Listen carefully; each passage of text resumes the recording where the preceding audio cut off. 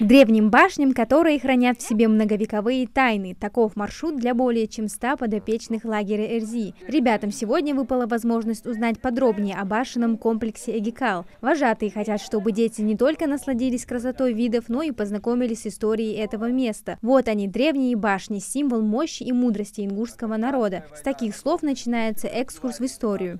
Мы с вами знаем, да, что башни в Горной Ингушетии, они делятся на несколько разновидностей. Это были жилые башни, боевые башни, полубоевые башни и так далее. В жилой башне в основном проживались, семья жила, да, на первом этаже. Там же находилась кухня, где готовилась еда.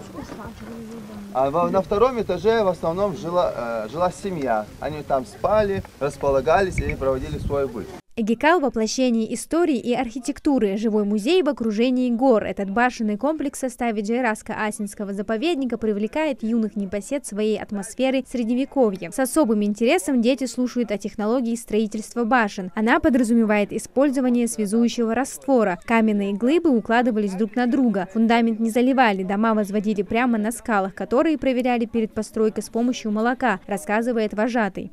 Расположение этих боевых башен тоже было не просто так. Они не просто так их строили, а строились очень стратегически. Как? Для того, чтобы одна башня могла иметь связь, знаковую связь с другой башней. Видите? Отсюда вот эта башня видно, вот эту следующую башню. Вот эту башню можно было заметить, вон следующую башню, которая видна из нашего лагеря.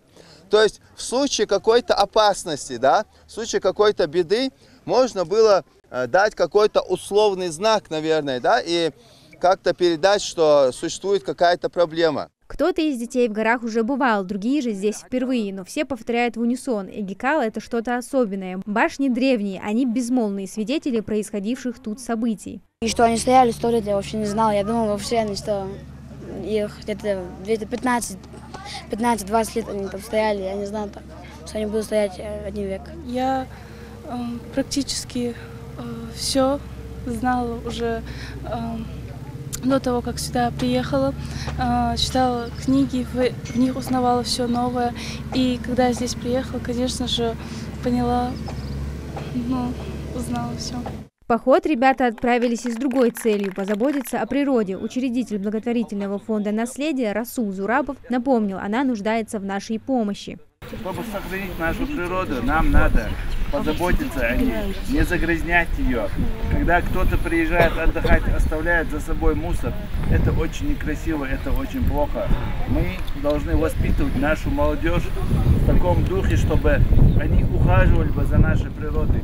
Многовековой истории, которые сохраняли бы и дальше передали бы нашим детям, нашему будущему.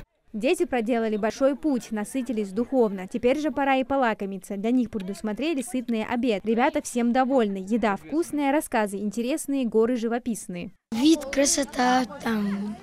Это красивое место здесь первый раз. Горы очень красивые, места красивые. Сама история интересная тебе? Да, очень интересная. Что, например? Как наши предки жили, как они выживали. Как хозяйство вели? Да, как хозяйство вели. Их история.